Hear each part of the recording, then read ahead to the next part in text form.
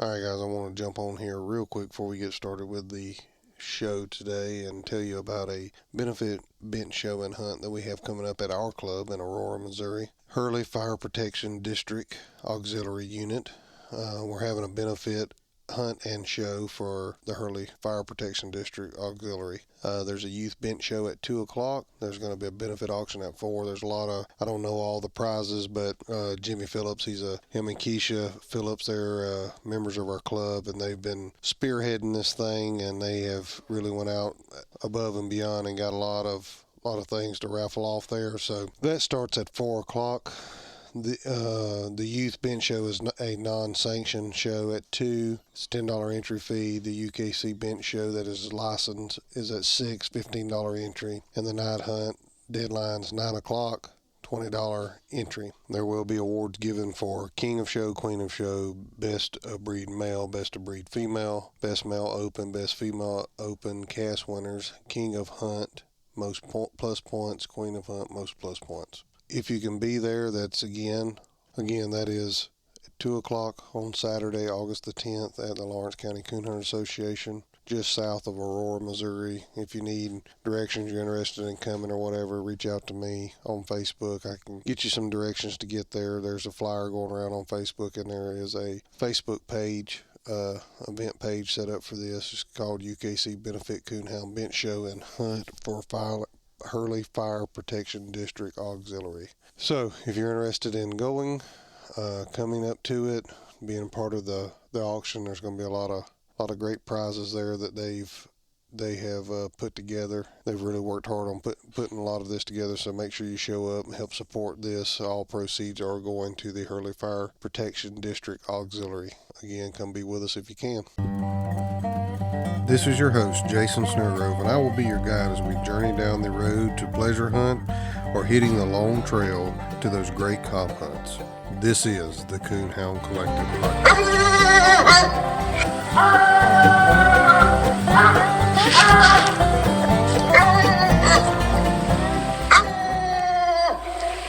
Topic now is puppy care and whelping. Well, Brett's got a female that's bred, that's fixing to have puppies before long. I'm not sure if she is or not, but yeah. Yeah, and then we may have had a catastrophe, but we bred a female today, and hopefully everything's okay, and she'll be bred. We AI'd a female. Yeah, so hopefully she'll be bred. And so I think this would be a good topic to cover. I see a lot of people posting on Facebook. They're having puppies or getting ready for puppies. That's one of the things I'm doing is trying to decide how I'm going to do my whelping area for the puppies. And Brett's got 25 pages here. So well, because I'm forgetful. We're gonna run through this as quickly as we can. Ever how long that is, we'll see. But puppy care and whelping. What you got first? What do you want to know? You want me to start out? Yeah, just start out at the beginning. I mean, for me, okay, the female we AI'd today, when she comes out of heat, we talked about this. She's going to be treadmill or hunted. I think a dog in shape having puppies fares better than one that you just leave in the pen. It may not matter, but it is. In my head, it makes sense to me for them to be in better shape, health wise. As far as exercise, stuff like that. It does. It'd been better if she'd have been hunted the last month or two. Yeah, I know. But she's been over here, not at my house. So. I think that would have been better. Yeah. In the long run. But, yeah, speaking of mamas, healthy mamas usually have healthy babies. Yep. A lot of people are big on this, worming dogs. A lot of guys don't worm their dogs enough. A lot of guys are overboard. We got a buddy down south. He's overboard about. He says he's real overboard about worming, and that's no problem.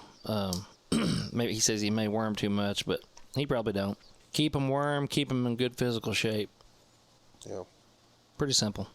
I've had the most trouble I've had out of the females that I've bred is the ones that are, you've hunted them, but then you've quit hunting them, and then you're breeding them, and you're wanting pups off of them, and you're not hunting them no more. Yeah. I've had trouble. I've had the most trouble. Dead puppies or whatever. They'll have trouble having a puppy, and then you have to go get a C-section. Stuff like that. where this makes maybe some sense and kind of layman terms, everybody. So you're 30 days out. You're still in. You're 30 days out from having puppies. You're iffy if the female took or not. What are some of the things that you're going to start doing within the next 30 days, from 30 days to puppy time, with the female, health-wise, medicine-wise, whatever, to have her ready? I'm not ready to get there yet. What do you? You're jumping ahead of everything. I'd kind of like keep this in order. You said layman's terms, and Yeah. see, I've got the okay. Well, we can talk about this. I got this. We can hit on that if you want to. Let's just try to do it that way if you want to go that route. Well, I mean, I just was thinking, if we start with the pregnant female. Yeah, that's good. Because I don't want to get into the AI stuff and all that. We're going to do that on another podcast. We may not do that at all. And I think I've got a guest lined up to talk about that we're going to have on. So I don't want to get into all that. I want to talk about. I've had enough aggravation today from that AI package we got this morning. Yeah, I wasn't real happy with that. So 30 days out to puppy time. No puppies are here yet, but she may be pregnant, she may not be. She's kind of iffy. She's showing. What are some things that you're going to be doing to get ready for puppies? 30 days out. Roughly. I'm going to back up a step. Okay, back up. I had it seemed like I was always all over the place on preparing before, and a lot of people don't take extra time and steps to do what we're fixing to talk about. Mm-hmm. And if you've got a really good mama, I like to do as much as I can for the dog I'm hunting. For performance-wise, I like to do as much as I can for the female that's having pups, whatever I can do to make it easier for her. For her, the pups, to have a healthier litter that's safe for her, all the above, check all them boxes. I would find myself going, oh, I forgot to do this or whatever last week or 4 days ago I was gonna worm her, or I was gonna start this supplement or whatever it was, and my wife goes, you need a checklist. You need something. And I said, oh, that's a great idea. Why don't you make me one? So she goes, well, I will. You tell me, you write it all down on what you want. So I had her and I have emailed this to a bunch of people that's requested it. And I don't care to share it with people, but this is just the way I do. Once we hit 1,000 subscribers. Okay, let them share it. Okay, that'll be fine. Yeah, I'm all right with that. The people that got it before, they just got lucky. Yeah. Yeah, okay. But anyway, she made this checklist for me, and the way I've started it out is it's real simple for the most part. At the top, I've got, I'm going to try to describe it, okay? You got the dam and the sire at the top, and then all the way down in the left column, on the left column, it's got a spot to put a check mark, and then next to it, it's got the date. And this is all blank spots for you to write in. And then down this list all the way off of each date, I've got heat cycle starts. You write the date down. You got the female coming heat. You catch her on the first day. You write it down. You put a check mark. If you're going to AI... Are you filling this out for me? No, but I can give this to you because you are going to need it. So we'd put in today's date because we bred her today. Today's the 6th. Yep, 7/6. All right. So 7/6, dam, sire. The next thing I've got is I've got a check mark spot for 5 progesterone tests. So if you're going to do a progesterone test and you're going to AI with frozen or chilled or live cover, I mean, some guys will do a progesterone live cover if they're going to travel. They want to make sure their dog's ovulating on the right day and, hitting that money shot. So progesterone dates, check marks, and then the day they're bred, write that down, obviously. The day that the pups are due, you write that down. And then after 2 weeks pregnant, one thing that I start doing is I start increasing the feed for her. And I introduce, and I've heard a lot of guys say they don't like doing this. They think that they get used to it and they get to where they don't eat their dog food, but you just got to be smarter than your dog sometimes and trick them. And I do have a female that does that. But I add some raw meat diet, a little bit. You don't have to get carried away. And I add just a little bit of beef liver every few days. Okay? I'm a big fan of that stuff. Yep. And it's the best thing. I'm just going to say it. It's the best thing for a dog there is. We'll get into the details of that beef liver on our dog food podcast. That's after 2 weeks pregnant. 7 to 10 days out, or 7 to 10 days prior to whelping, I start giving Revival makes what they call Oxy Mama. You can get it in it's a chew, and it'll either be in like a little round. They've got 2 different styles of that, and I've tried them both. If you got a picky dog and you're going to buy these Oxy Mama chews, get the one that is like a beef treat. I think they call it, I haven't ordered it in a while. Do you remember? It actually looks like a Slim Jim that's been cut in about an inch piece. They call it a meat treat, okay? Meat treat. Okay. So if you have a picky female on eating and stuff, just go ahead and buy the meat treat. You have to keep those refrigerated. The other kind that's called Oxy Mama, they call those a chew, okay?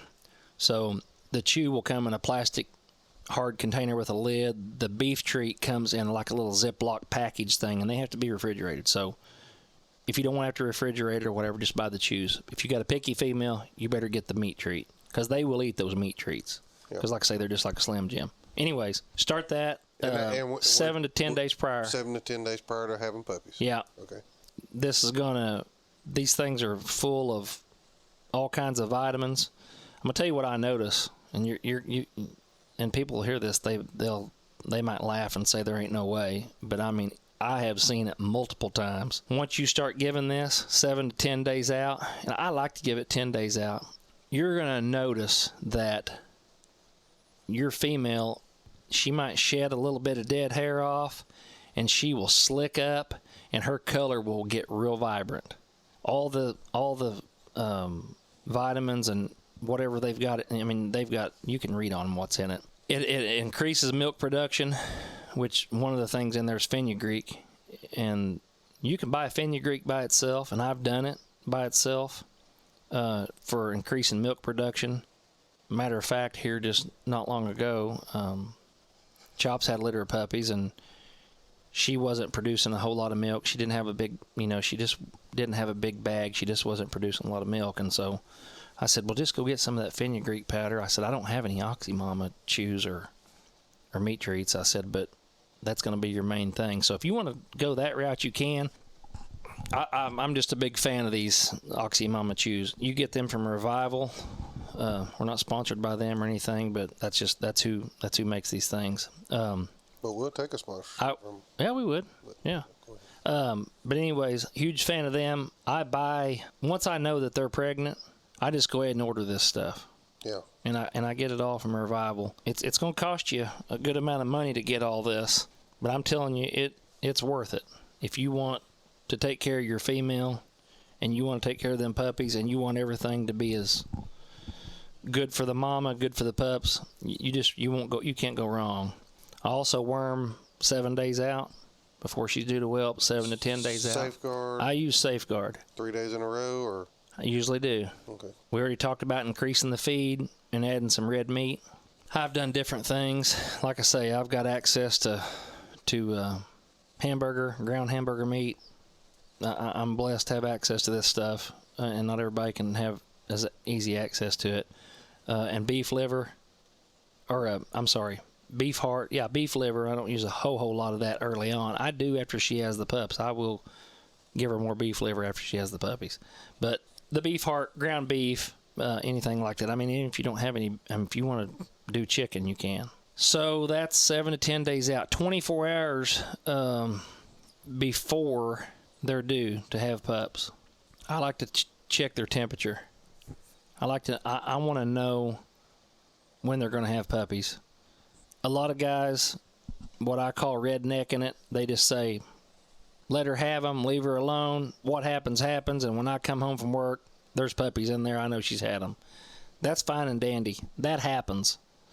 And that happens a lot. And that's great. It's great that you don't have any trouble. I just want to know what's going on.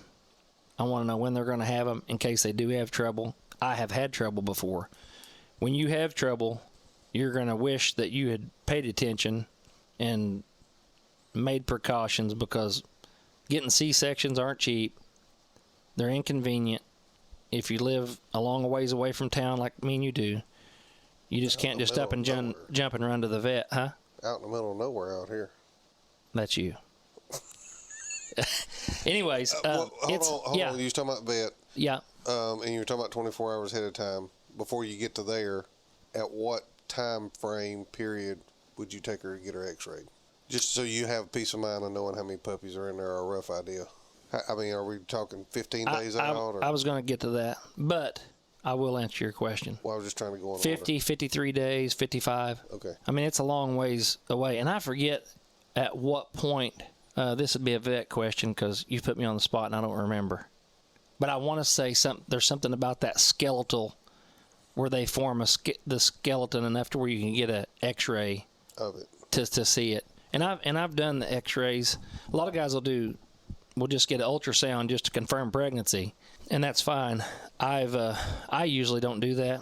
I usually just wait until I can tell that they're pregnant, and then I do the x-ray. Yep. And I do it just because I can save money, number one. Number two, I mean, I don't have to pay for that ultrasound. I'm going to know whether she's pregnant or not. But if you just one of them that you've got to know, you can get an ultrasound done, 30, 40, 35 days, 40 days out, whatever, somewhere in that range. But the x-ray is going to tell you, that's the thing that I'm most interested in, is to see how many's in there. And sometimes, and David just had this happen a few weeks ago, they was thinking that she had 11 or 12. She actually had 13. Mm-hmm. So sometimes them things can get overlapped in there, and you can't hardly see their spine and their skeletal system, and they overlap, and sometimes it's hard to But you can get a rough idea. But you can get a rough idea, but I don't like a rough idea. I want to know how many's in there. I want to know if she's got 8 puppies in there, and she has 7, and she has had 7 of them in a good amount of time frame there, and she still never had that 8th one. I want to know that there's just one more in there. You know what I mean? Yeah. I don't want there to be, okay, there's 10. I want to know that's my last one. Yep. So I want to know. So I had that happen one time. So the next time I had another litter and I had that x-ray done, I told her up there at the vet, I said, the vet's helper or whatever, I said, I don't care if I got to pay again, whatever, to do another, but I want a x-ray photo where we can for sure say there's 8 or 9 puppies in there. And a lot of times it is hard to tell. But anyways, you got me off track. 24 hours out. Take her temperature. 24 hours out. Taking temperature. Oh, I know what happened. You got me ahead on that chart. I wanted to tell you also, ordering from Revival on stuff that I get, them Oxy Mama Chews, they have a product called Doc Roy's Healthy Bones. They're a calcium chew. Mm-hmm. Okay? Buy them, they're money. I also get a paste that they call Oracal. It's a calcium with, and I don't remember the other things that's in it, that they absorb that calcium quicker, and I can't remember what product's in it. I ordered that from them too.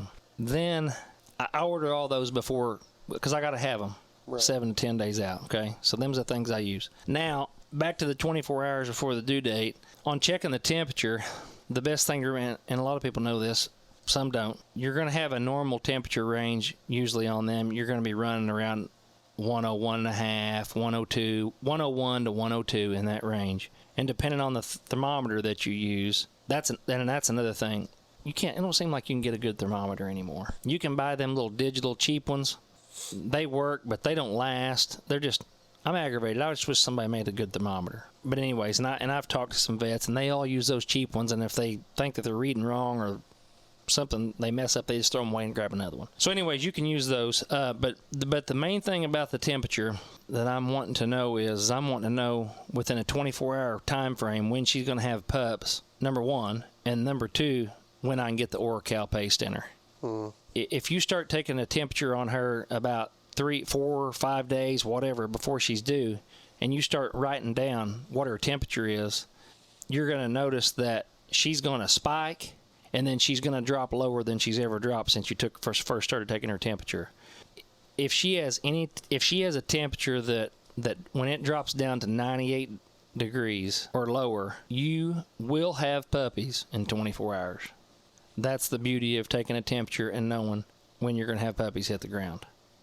If you don't care when them puppies hit the ground, you want to redneck it, as I call it, then just whatever, go on about your life, and when you go out there and feed, you'll know you got puppies. But if you want to know, if you record temperature, you're going to notice she's going to have a normal temperature. It's going to spike. It's going to, like, 104, 103 and a half. She's going to run way up high.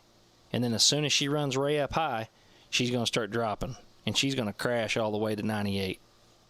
And depending on your thermometer, if it's a good one or not, I just buy if I have a litter of puppies, they're $7 or $8. They're cheap. Every time I have a litter of puppies, I buy a new thermometer. Yeah. Because they're just junk. But I give, as soon as their temperature drops to about 99, if I happen to catch her at 99, I get that first dose of Oracal paste in her.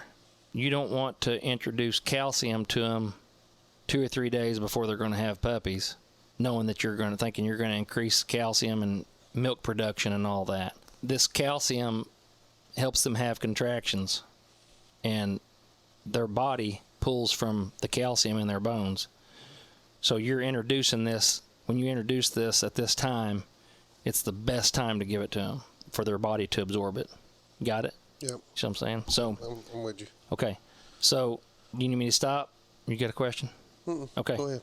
So that's when I give Oracal. Okay. The next part on the chart, obviously here I've got the whelp date. You're going to want to write down when they're born.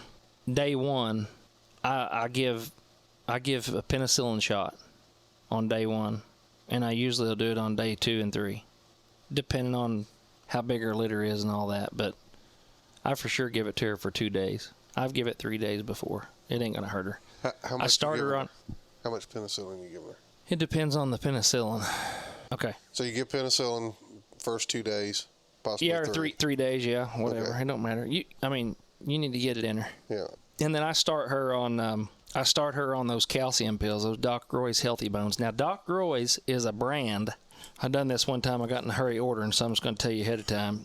Doc Roy's is a brand that Revival carries. You want to get the one that's called Healthy Bones. They make another supplement, and it's not the calcium pills. Okay? And you're starting her on those. And it'll tell you on there how many I give. What I do is I give that Oracal paste. I didn't go into detail on that. I give that Oracal paste when I said I did. As soon as that temperature drops and all that, with that 24-hour window, I give it to her. Yeah. As soon as she has a puppy, I go out there and I give her some more. And it's depending on how much they weigh. I'm talking amounts here now, but on that tube, no big deal. It's like 5 to 7 cc's of it, yeah. and it's you can crank the little dial down on it. But once she has that first pup, I go out there and I squirt that in her mouth, and it's just a paste, and you put it on their tongue and they'll lick it or eat it. But anyways, and then when I go out and check again, if she has another pup, I give her another dose of it, and I give her that same dose after every puppy. And once she has had all of her puppies, if I know, and I got an X-ray and I know she's had 8 puppies, and I've give the 8th one, what I do is about every 4 to 6 hours, I just finish that tube out, and I'll just give it to her. Or if it's late at night or whatever, I'm at the next morning before I go to work or whatever, and whatever you got going on, I just give it to her. Yep. In 4 to 6, 8 hour increments, whatever, and I just continue to give that until the tube's gone. And then on day 1, start the penicillin, and I start the calcium pills, those Doc Roy calcium pills. And if I remember right, a 60-pound dog, you're going to give about 6 or 7 of them a day, and she'll eat them right out of your hand. And the neat thing about it is they know they need them, and they'll just eat them right out of your hand or out of the bowl, just boom, because their body is depleted of it. They need that, and so they'll eat it. And what's going to happen is you're going to give those pills until they're gone. 6 weeks. I usually order 2 bottles of them, and I give them till I wean the puppies. But what you're going to notice is on these pills, and you know that they're working. It's really neat. Is giving them every day, she's going to get to where she'll eat them up, and that'll be the first thing she'll eat when you put them in there with the dog food bowl, just because I throw them in there every day. You'll notice one day all of a sudden she'll kind of eat 1 or 2 of them, and then she'll kind of eat her dog food. She'll get to where she don't eat as many of them. She's not craving them, and her body don't need them as much. And then one day you'll go out there and she'll just turn her nose to them. She won't even eat them no more. And that depends on how many puppies you got, how much they're sucking and all that. But every female I've given it to has done that. They'll cut off and quit. So, anyways, you got anything on that? That'd be day. The other thing is a lot of people don't know about this. My vet put me onto this. Is plasma. Yeah. You can use plasma even if your female has provided them with enough colostrum. It just adds a boost to the puppies. Is what it does. Pups fed plasma in the first 24 hours they'll show a consistent weight gain, and they're just way more vigorous. I mean, and I've used this. A lot of people that raise them bulldogs, English bulldogs, they use a lot of plasma around here. They do. And you can possibly buy that from your vet? Possibly. There's some places you might be able to buy it online. My vet, I'm telling you, he is unreal. He's a genius, and he makes this stuff. And where he gets it from is progesterone tests. He makes it from the blood pulled from progesterone tests on breeding females. Yeah. So when you go in there and get a progesterone test, that blood that he uses to test ovulation for your female for an AI or whatever you're getting it done for, he uses that to make this plasma. Some use plasma to help prevent or manage fading puppies. If your female's had a C-section, providing plasma for the pups is more critical because the quality of the female's first colostrum might be compromised due to the antibiotics she gets at the vet. So it's good stuff. Antibody absorption for puppies is the highest within the first 4 hours post-birth. Okay? And then it basically just ceases after 12 hours. So my approach has always been that I'll give the first dose in the first 4 hours of that puppy being born. And this is plasma, okay? And then the second one I give 4 hours later, and the third I give another 4 hours later. David checked around as last year, I guess, and he had 3 females. I was telling him about it, and he said, I need to get some of it. And they didn't have any of it down there. None of his vets had it or knew how to make it or whatever. He ordered some, and they shipped it from my vet up here, and he bought a bunch of it from him, and they shipped it to him. It'll ship chilled. The cool thing about it is you can freeze it. You thaw it out, you put it in a cup of water, warm water, and you just let it thaw out, and then you put it in a little syringe, and you give it to them puppies. And then you just put it back in the freezer and refreeze it, and you can just use it over and over and over. I need to remember that. After... I'll have the checklist. They told me that, and I... Don't hold me to this now, but I think I'm pretty close. But after 48 hours, you're really wasting your time and money even giving it to them. Okay? So they need it early. They need it pretty quick. They need it quick. About as much as you need some more caffeine. You're awful sleepy. Yeah. Boy, we was too rough on you last night. All that walking, beating briars. Walking? You just didn't hardly walk at all. I drove around and picked you up. Man. Anyways. Dog. All right, let's not get off track here. Day 3. My little chart. Day 3. I think it was day 3. No, we're done with day. We're done with day 1, 2, and 3. Okay. Week 1. You might want to do this when they're born, but here's a little. This is gonna be funny. You're gonna laugh.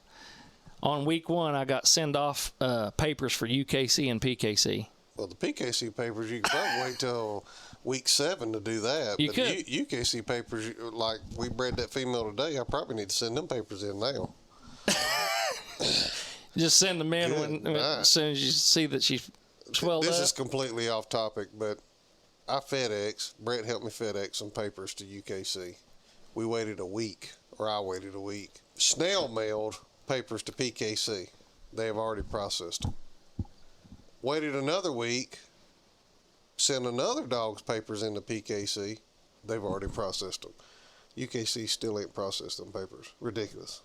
But they didn't get lost in the mail, did they? They didn't get lost in the mail. They got them. Somebody signed them. You send a FedEx envelope to their door, and they'll get them. Yeah. Okay, yeah. Go ahead. Sorry, that was off topic. Oh, boy, yeah. You're holding a grudge. You're really angry about that. That's ridiculous. And I ain't the only one. All you got to do is click on Facebook. That's ridiculous. A monkey could fix that problem. Good night. 2 weeks out.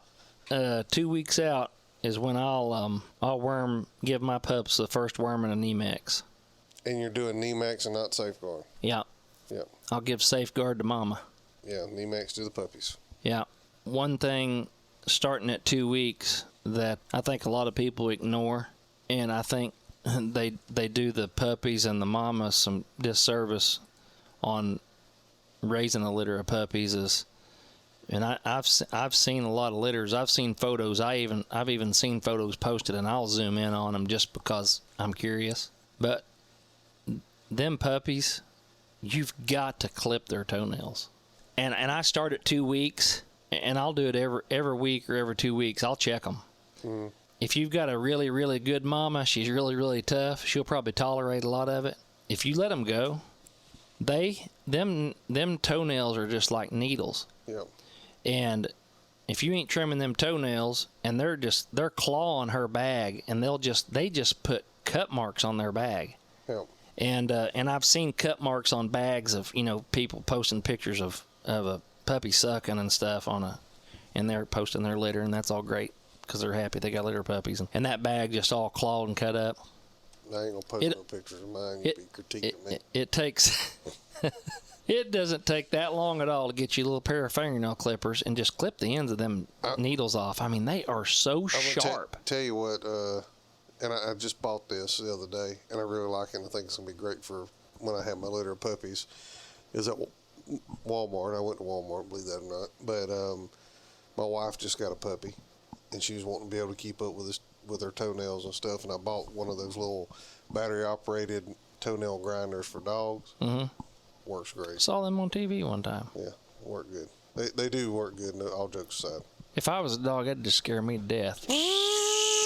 They're not that loud, really. They're a lot quieter. Really? I mean, I think they used to be loud, but these are got a little grinding wheel on it, it's like a little cheap Dremel tool. Yep. With a little cover on it. And it's got a cover, and it's got a place for the nail to go, and you just kind of squeeze the toe, the nail goes in, and you just kind of touch the sandpaper to it, and it just grinds that tip. I'm gonna tell you right now, you bring them things down here, put them on Star down there, and you come back losing a hand. You fire that thing up. But I've actually used it on a couple of dogs, and it works really good. So if I have puppies, I will be using that on them from the beginning. All right. Nice. Toenails. We got toenails. What's next? That's week 2. Week 2. Clip them toenails. I'm telling you. Why would you want to lay there with a bunch of needles poking you all the time? They ain't gonna want to lay there They ain't gonna want to lay there and let them puppies suck. And anyways, I overlooked one. I didn't mention one thing earlier. We'll come back around to it though. Week 3 on this checklist, I'm worming them pups again with Nemex, and I'm starting them on a mash food. I've done it both ways. Sometimes I'll add lambs, and I usually do anymore, but I've talked to several guys about it. One was an older gentleman, an old friend of mine, a mentor of mine, and he's dead and gone now, but he never did really like it because he said it always give him the squirts, and loose stools and everything. And a lot of people give it to the mamas too. They'll add calf milk powder or, to the mama's food, or anyways to the pups, but it just helps them eat more than anything. But the lamb's milk powder, I use a blender, and I like to make it at a consistency like applesauce. No, just for the puppies. Yeah, that's what I'm saying, the dog food. Yeah, with the dog food. And as their teeth start coming in good, I don't blend it as long, I blend it just enough to mix it up real good, and it might chunk some of them chunks up in half, and then they'll soak, let it soak up. Yeah. But with your puppy feed and that powder, lamb's milk powder, and water, I run mine in a blender. But anyways, boiled liver juice, boiling beef liver, collecting the juice off of it, I'll add that to that too. I'm a big fan of liver. Yeah, I can tell. Yep. That'll do them pups some good, I promise you. That was week 3. Week 4, I'll worm them again. Here's where I switch. Oh, okay. On week 4, I worm with Safeguard, and I'm going to tell you why I do this. By the way, you're going to clip their toenails at 4 weeks. Yeah. Also, but I'm going to tell you why I switched from Nemex to Safeguard. And I know guys that's raised puppies, a lot of puppies, and they just use Nemex all the way through, and that's fine and dandy. But I'm going to tell you why I switched. I had a puppy one time that got down in his back end. I thought he had got up on the side of the doghouse on the ramp and had fell, or the mama stepped on him or something. I didn't know if he didn't feel like he had a broken leg, but he was dragging in the back end, and they were about 4 weeks old, and they were all getting around real good. And this pup was just, he had a problem. Lo and behold, one of our good friends wanted this puppy. Not that it mattered, but so I took it to the vet, and I said, I don't know what's going on with this thing, but he just can't. I mean, you can watch him. He can't get around. He'll drag his back legs and stuff, and he was falling over, and he was just, I don't know. It was like he'd been stepped on. on his back or both of his legs had got broke, but they weren't broke. So they x-rayed him. Long story short, there was nothing wrong with him. Didn't have no broken bones. But what they told me was that he had a parasite, and I'd been worming him with Nemex and religiously. And I mean, I'm big on worming. And they said he had a parasite along a nerve around his spinal column, and it was pinching a nerve, and he was down in his back end. And you know what they give me? Safeguard. And so I talked to the vet tech, that gal. I've got to know her over the years, dealing with them with doing a lot of frozen semen AI and stuff. She's really sharp. She's been there ever since they opened. She's been there for 30 years. I said, I read on that febinazole, and I said, well, that's nothing but Safeguard. And they already put it in a ball and charged me for it. And of course, it was higher than what you could buy at, the feed store or wherever. Right. So I learned a lesson right there, and I said, well, from now on, I'm going to start doing that at 4 weeks. And she goes, yeah, that's what you need to start doing that. So week 2. Week 2 and 3, Nemex. And then I go to Safeguard on 4. Okay. Yeah, that's just what I do now. Okay, that's week 4. This is what I get by with. A lot of guys, I don't know why, but a lot of them skip week 5. I'm big on worming puppies, keeping everything wormed. I guess I'm an overwormer. I worm them with Safeguard again at 5 weeks. And at 6 weeks, I worm them again, and I do them 3 days in a row. At 6 weeks? I do. Yep, okay. And also at 6 weeks, check these off here. You can write these dates on this. This way you keep track. This little list is great. Yep. You can pre-write your dates on there too, and go through and mark these checks off this.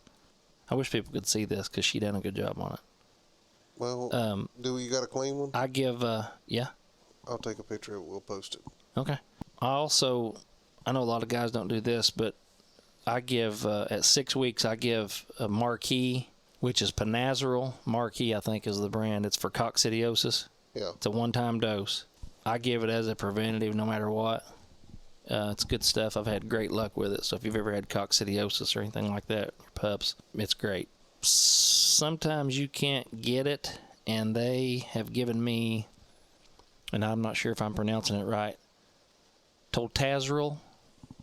Toltazeril, I think. Yeah, I think that's. Yeah. Anyways, you can go that route too if they don't have a Panazeril or Marquis. I mean, Marquis is the brand, but I give if I wean him at 6 weeks, I give him a Neopar for parvo. Mm-hmm. A lot of guys give 5-way, and that's fine, and it works, and that's great too. My vet and them, they've always been a big fan of Neopar. An old friend of mine raised lots of pups, different, min pens and everything. He had bunches of them, and I think Russ did too. Anyways, they put me on Neopar, so that's just what I've always done. I've had great luck with it. I give it the first round. And if you're gonna, like I say, if you're gonna wean at 6 weeks old, give them their first shot of Neopar. I get that from Revival. You can buy individual doses of it. It's really reasonable. It's like $5 a shot. I think 5-ways now are about $8 to $10 now. Yeah, 8 or 9. So you can give a Neopar dose. They're cheaper. Once my pups hit the ground, I place a second order with Revival, and I get all that. That way I know how many pups I got on the ground, and I buy my vaccines from them. I don't buy vaccines from feed stores and stuff. Yep. I've heard too many horror stories. So I actually make 2 purchases, Revival. They charge you a lot 'cause you have to overnight it, put it in a coolie pack and all that stuff, or second day air, whatever they do. But you can buy that Neopar in a 10-shot vial. That's the best way to buy it if you've got that many pups. If you don't have as many pups, just buy individuals. And then I buy all my 5-ways. And then if I'm going to keep a pup or 2 or whatever, I go ahead and get my 9-ways, 7-ways, or 9-ways from them at the same time. And I get it all at one 9-ways. One bang. 9-ways. Yeah. Yeah, you can't find a 7-way no more. 9-ways. So. And then they have a 10-way with the limes. Yeah, and I've never give that. Yeah, I haven't either. Thought about it, but I've never done it. So I actually thought about ordering it for my dogs now and giving it to the older ones. I worm again at 7. A lot of guys don't worm every week, but I do. At 8 weeks, if I've still got them here, I give them a 5-way shot. That'll be their first one, so they have 2 doses when they leave here. I worm them again with Safeguard, and I'll give them a little bit of Ivomec. Okay, 6 weeks you give them Neopar. And Marquis. Yeah, and then... I load them up big time at 6 weeks, but yeah, go ahead. And then at 7 weeks, you just worming? Yep, Safeguard. And then at 8 weeks, you're giving and cutting toenails if you need to. Yeah, and at 8 weeks, you're giving your... If you haven't weaned them. Your 5-way. Yep. Okay.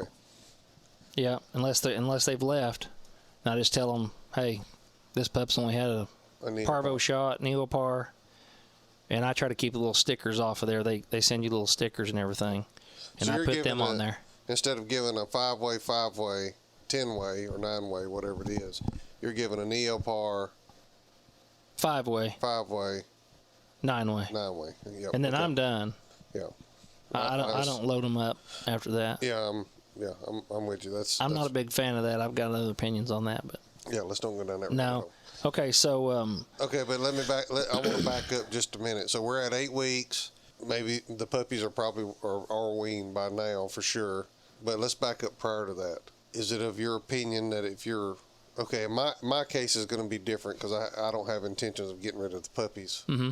But a lot of people they don't have the luxury to have a place to raise them like where I do. But are you taking deposits prior to puppies being born, or are you waiting to see how many puppies are being born if you're selling these puppies? You do it both ways? Do you care? Yeah, I hate to put it this way, but I'm not going to beat around the bush. I'm going to shoot you straight. Okay. If I'm going to buy a puppy from you or anybody else and I want it and you ask me for a deposit, I'm sending you a deposit. Yeah. That's securing me a spot for a pup.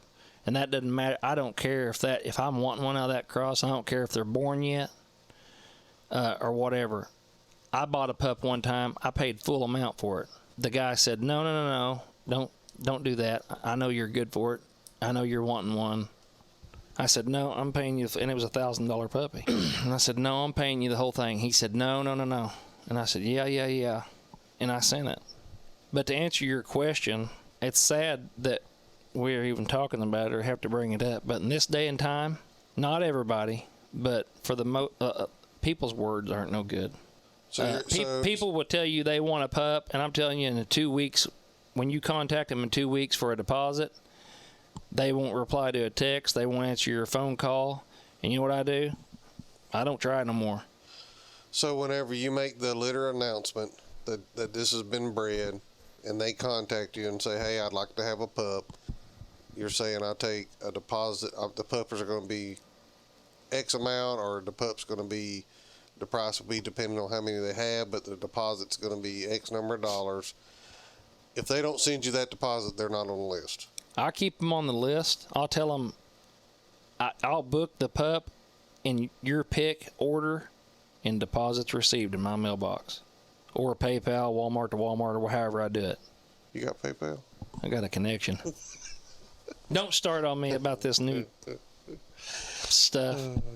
But that's how I do it. So if you place a deposit, if I make let's just say you make a cross, and you've made a cross and you're excited about it, and you just want to, you're not going to keep all of them, and that you're going to sell a few of them, and they're not born yet, and somebody really wants one out of that cross that you've got, I'm going to say it's up to you whether or not you want to give a deposit or not.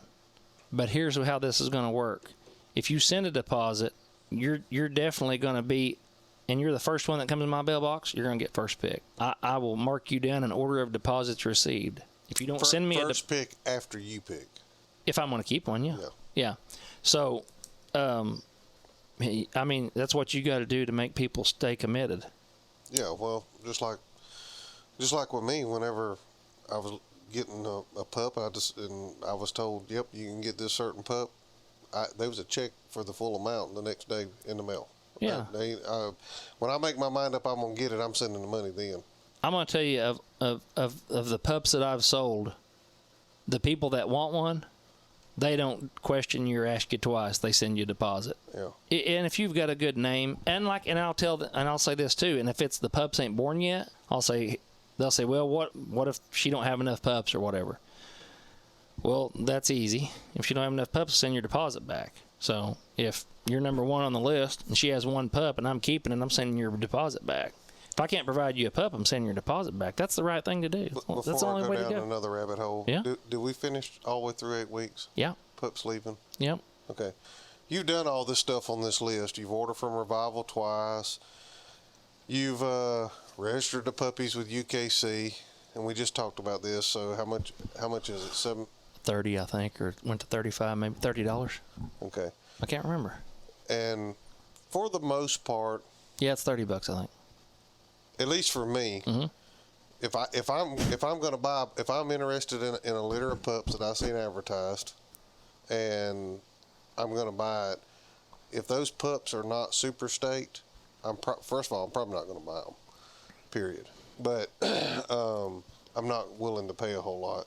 But when you spend the money you spent to get everything that's on that list, get those puppies to 8 weeks old, pay the $30 or $35 to register from UKC. If you, like in my situation that I'm fixing to do, I'm actually going to pay more.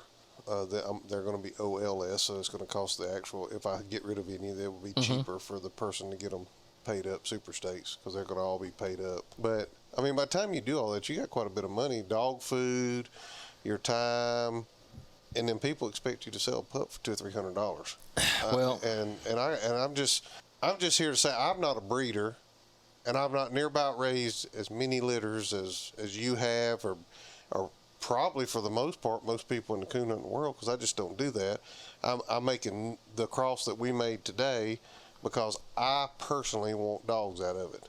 And I made a commitment that, my wife knows it, my kids know it, you know it. At this moment, it's going to depend on how many puppies she has. No puppies are leaving my house until they're probably 6 months old. And I don't blame you doing what you're doing. Because I'm looking for something specific. Mm-hmm.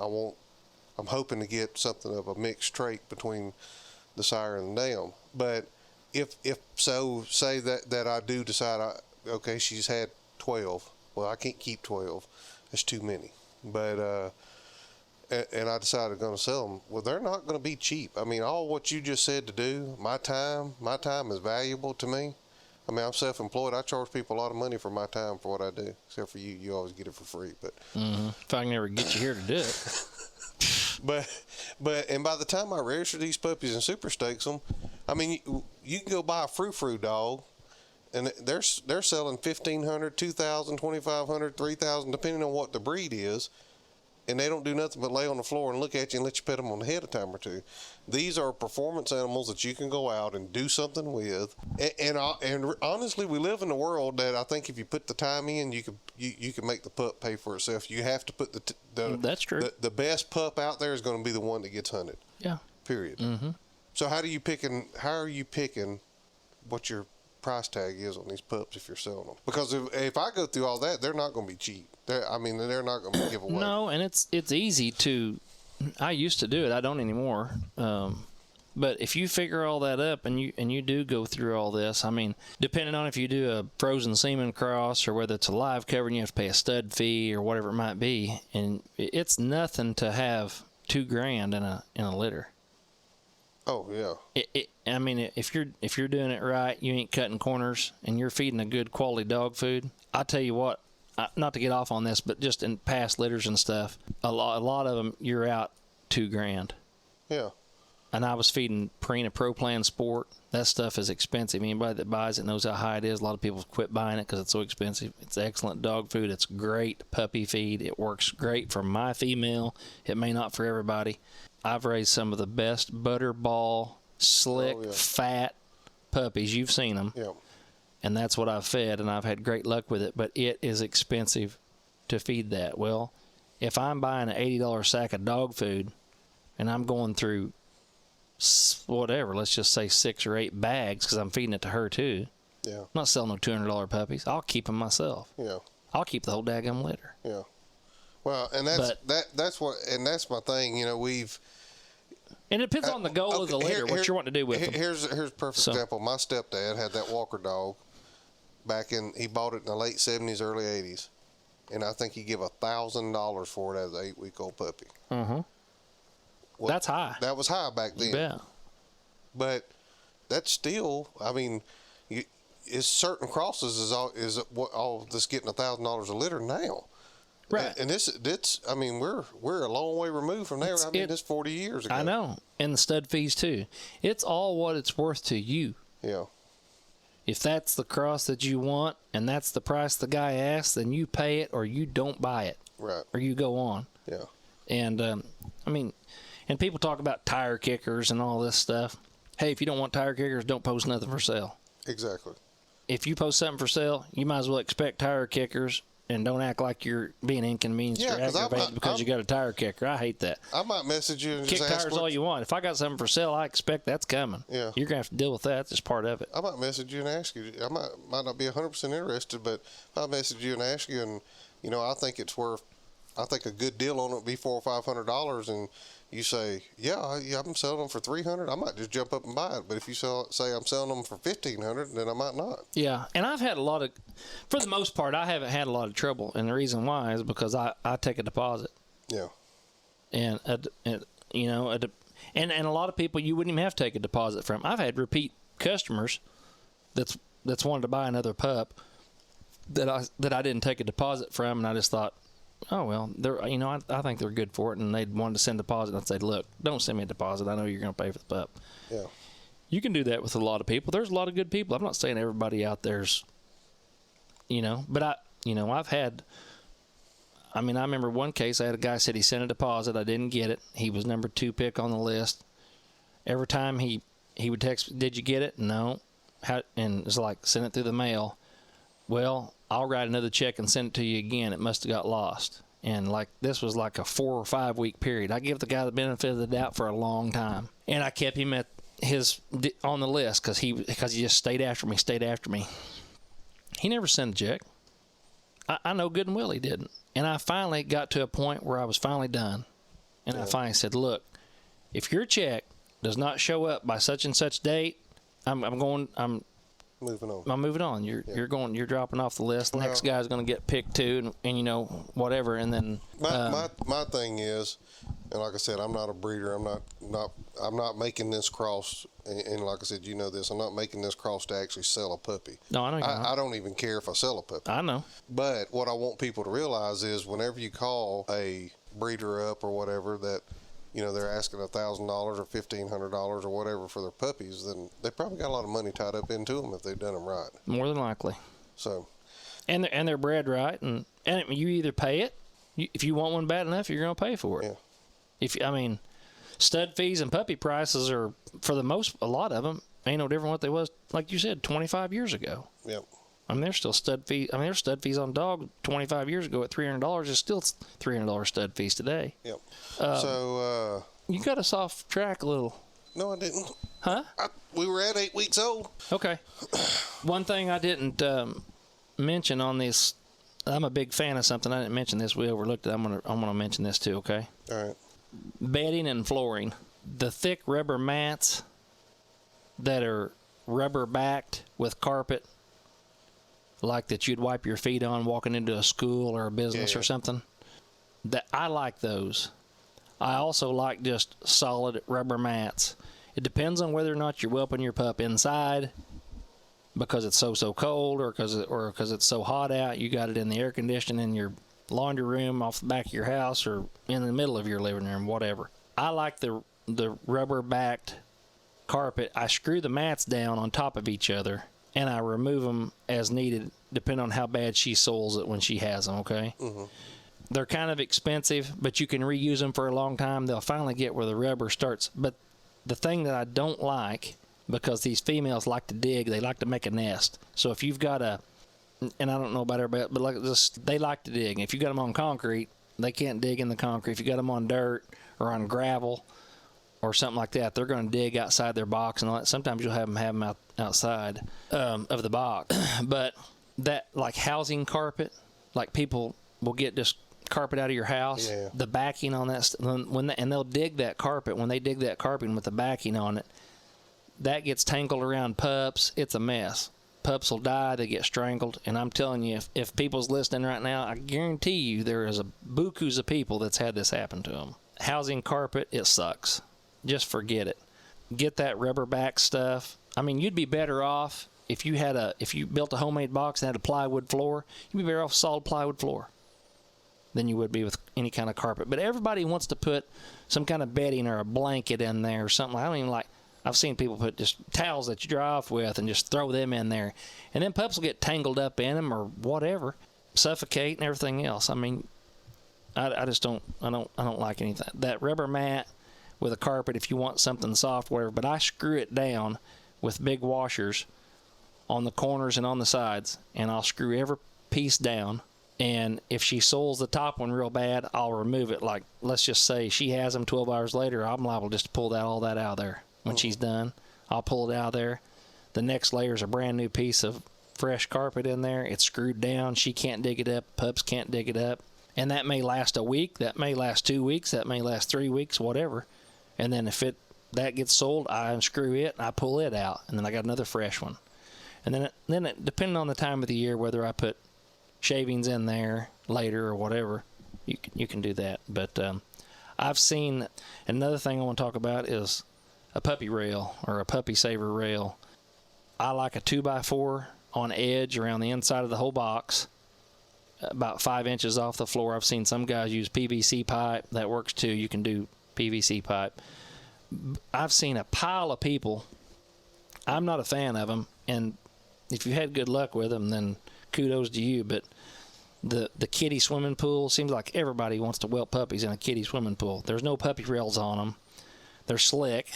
I think they like them because they're cheap. You can buy them. They can have them in there. It's like a big nest in there.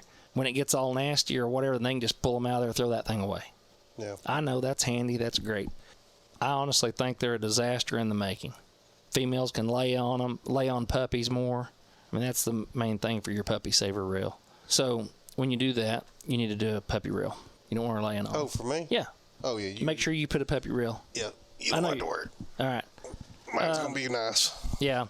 Another thing, and this would be time of year and stuff, I want to talk about is like hypothermia, loss of body temperature. I'm going to get mine a mini split. A mini split. Oh, one of them air conditioners? Heat and air conditioned mini split. I actually, for real, speaking of hypothermia, yeah, I was looking at some different designs I've been watching YouTube. Jeremy Gardner just built a whelping pen, posted his pictures of it on Facebook. I've been looking at some different weapon boxes, but I actually did look into getting a Hound heater. It's an actual company called Hound Heater. I'm glad you brought that up. Thermostat controlled heater to go inside the box. Yeah. Is it black? Plastic? Metal. They make, well, or is it metal? Is it kind of, is it cut like at a 45 at the bottom and the top, and it's rounded like this, and it's got little vents? They've got a couple of different designs, but yeah, something similar to that. Okay. Goes Perfect. at the top of the box. Perfect. I might change your mind. How much are those? If you just get the basic Hound heater, I think they're $50. Oh, okay, that's cheap. Yeah. All right. Loss of body temperature. Some people raise puppies in their house. Some people raise them outside. Everybody's got their own thing. They may have a shop or portable building or whatever. But anyways, hypothermia, loss of body temperature, one of the leading causes of newborn puppy mortality. Pups can't regulate their body temperature until they're about 3 weeks old. So if you got a puppy that has a low body temperature, you want to increase the surface temperature and avoid using a heat lamp if possible. Heat lamps they work, no doubt they work, they put off heat, but they can cause dehydration, and they do that. Another thing is on the heat lamp deal is I've had them bust. Mm-hmm. Female get moving around there, whatever, wagging her tail, hit that lamp, bust that thing, and then you go in there one day, you ain't got no heat, or your heat bulb's busted out, and you got glass all over the place. You got puppies all over this glass. Now you got to get the female out of there, the mom out of there. You got to get a shop vac and start vacuuming all this glass up. I've had that happen twice, and I finally said, I'm done. I ain't doing it no more. In addition to causing dehydration, but I'm gonna tell you something. I don't have one, but they make a deal called a T.E. Scott. The brand is a T.E. Scott. I think there's some other brands too, but it's a whelping plate or a nest. I think it's the best thing out there, but they're high. They're about $300 or $400. They're recessed like a dinner plate. They're bigger, but they got tapered sides. You mount them below the floor, so you would cut out a spot in the middle of your floor in your whelping box, whatever you got. And set it down in there. And then you set it down in there, and it's got little spots to screw it in there. They're going to crawl to that. The only thing about that I don't have one of them. I'll tell you what I do have in a second, but seems like puppies, unless she's laying up against the wall, they'll come to her and be trying, she'll get them to sucking and stuff, but seems like they always want to be on that outer edge of the wall. And that's where your puppy saver helps you. But if they're over there all the time, they're not going to be on that mat or on that nesting plate. If they're chilled and they got enough energy to get over where they'll crawl over there, they're going to come to that heat and they'll lay on it. I mean, that's just what they do. But I've got, is a Kane. They're spelled Kane brand of heating pad. They're hard plastic. They're red in color. They're about a ½ inch thick. They're pretty expensive too, but they're cheaper than a T.E. Scott plate. 150 or something like that. They've got different sizes as far as how many inch by how many inch square you want to get. I think they're mainly popular and got popular with hogs and the pigs and stuff, farms. I've got one and I've had that thing for 20 years and it still works to this day, and I have used it a bunch. It's not recessed. Like I say, it's about a ½ inch tall. I like to screw it down off to the side to where your mama can have the pups off to one side, be completely off of the heat pad. The puppies can get completely off the heat pad, and they can even scatter out if they want to and have enough room. If they get chilled or cold, they will crawl over there and lay on that mat. That's just what they're going to do. They're just like a snake crawling to an asphalt highway. Yeah. And they'll crawl over and get on it. While she's letting some of them nurse, they'll just go back and forth right there. I mean, it's close enough. They don't have to go far, but it's far enough apart. She can get off of it. The puppies can get off of it if it's too hot. But just make sure you got enough floor space for them. If you can keep the room temperature in there around 75 degrees and a surface temperature around 85 to 95, you'll be in good shape. Right now, that wouldn't be hard to do. I use a homemade dog box heater. You was talking about those dog box heaters. I've got one I built similar to yours in Bell's dog out of box. that paint can. Yeah, well, mine's built out of something different, but yeah. Yeah, I seen that. I forget where I saw that idea, and I thought, I'm making one of them suckers. That's what I've needed for a long time. But you can put with the paint can and the way the fixture that I've got in there. If it gets real cold, I think, well, I'm trying to get and I put a thermometer in there, obviously, so you know how warm it is in the box or cold. But I've put a heat lamp in it before. Well, if you put a heat lamp on a paint can heater, and you can look these up online or YouTube or whatever and find out how to build them, you can't get the lid on it. So, and the thing that sucks about the LED bulbs, you can't really find a regular bulb anymore. But they make can't remember what I found, 150 watt or 200 watt, and they're a long bulb. They're clear. They still make those. They're kind of expensive.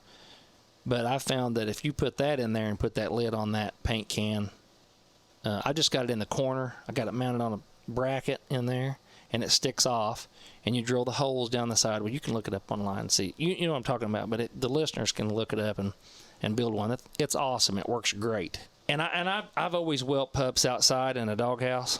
If you've got a good insulated doghouse and you got them out of the wind, it works fine. I don't have a big fancy. I mean, I could convert the building over here into that, but I never have ever done it. Yeah, I do. Right there behind the couch. Yeah, but they're not coming in here. And I rarely take a rectal temperature of these pups, but if you do that and you got any issues, you want them to be between 96, 98 degrees first week. Yeah. But anyways, you want to keep them warm, puppy rail. Huge fan of that. What else was I going to mention on that? I think that may be it. Yeah, I think we covered it. Okay. Well, this will be a separate podcast. It will? Yeah, we went over another hour and a half. What? So. You're long-winded. Yeah, no, I don't think so. But anyway, if you enjoyed this, and this will help you, make sure you go over YouTube, subscribe, leave us a comment. We'll make a video of some of this stuff, get it put out there. But we're going to wrap this up. Brett's got somewhere to go, and I got to go feed so I can go hunting. I ain't got time to be sitting here. You're going hunting? Yeah, You're the one that wanted to put it together. I've got to finish editing podcast for this week, get it out. And then now I've got 3 to edit, so we'll be ahead of the game, so we won't have to be in such a rush now. So maybe 4, I don't know. Aaron talked a long time. You and Aaron got wound up yesterday, so. I did? Yeah. But I don't remember that. Anyway, make sure you go over to YouTube, leave us a comment. Make sure you subscribe, leave us a few lines on Apple, and we'll read them on here again. And I think that's it. You good? Are you asleep? I've checked out. Okay, we're checking out. No, I'm back. Wait, I'm not done. Oh, what? I want to go over something else. Now what? No, I'm joking. Oh. We'll see you next time. All right, see you next time. Thanks, guys, for listening to the Coonhound Collective podcast today. We really appreciate you taking your time out of your day to listen to the podcast. If you don't mind, head over to Facebook and give us a like, and head over to Instagram and give us a follow. It's both at the Coonhound Collective. Also, if you would like to reach us here at the Coonhound Collective, you can reach us at thecoonhoundcollective@gmail.com. If there's someone that you would like to hear on the podcast or a product that you would like to hear talked about, please send it to thecoonhoundcollective@gmail.com. Thanks again. Have a great day.